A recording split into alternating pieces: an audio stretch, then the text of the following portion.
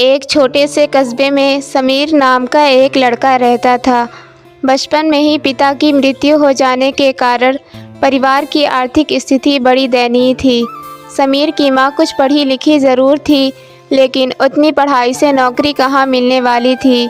सो घर घर बर्तन मांजकर और सिलाई बुनाई का काम करके किसी तरह अपने बच्चे को पढ़ा लिखा रही थी। समीर स्वभाव से थोड़ा शर्मीला था और अक्सर चुपचाप बैठा रहता था। एक दिन जब वो स्कूल से लौटा तो उसके हाथ में एक लिफाफा था। उसने माँ को लिफाफा पकड़ाते हुए कहा, माँ, मास्टर साहब ने तुम्हारे लिए ये चिट्ठी भेजी है, ज़रा देखो तो इसमें क्या लिखा है। माँ ने मन ही मन चिट्ठी पढ़ी और मुस्कुरा कर बोली, बेटा, इसमें लिखा है कि आपका बेटा काफ़ी होशियार है।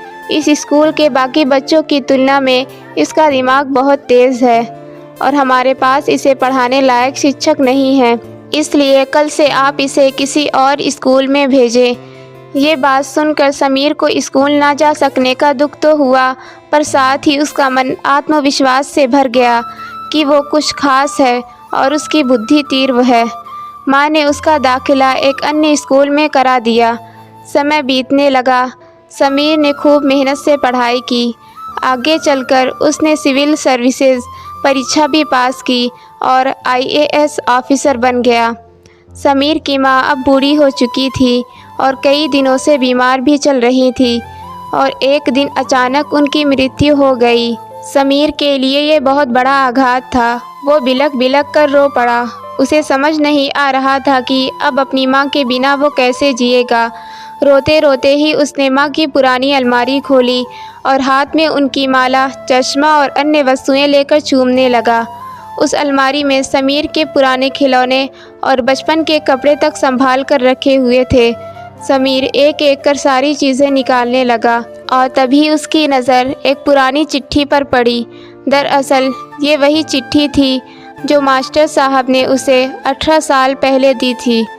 नम आँखों से समीर उसे पढ़ने लगा। आदरणीय अभिभावक, आपको बताते हुए हमें अफसोस हो रहा है कि आपका बेटा समीर पढ़ाई में बेहद कमज़ोर है और खेल कूद में भी भाग नहीं लेता।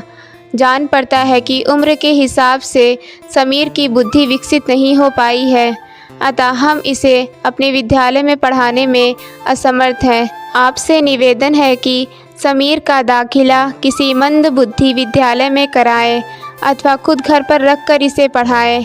सादर प्रिंसिपल। समीर जानता था कि भले अब उसकी माँ इस दुनिया में नहीं रही, पर वो जहाँ भी रहे उनकी ममता, उनका आशीर्वाद सदा उस पर बना रहेगा। दोस्तों, रुडयार्ड किपलिंग ने कहा है, God could not be everywhere and therefore he made mother's.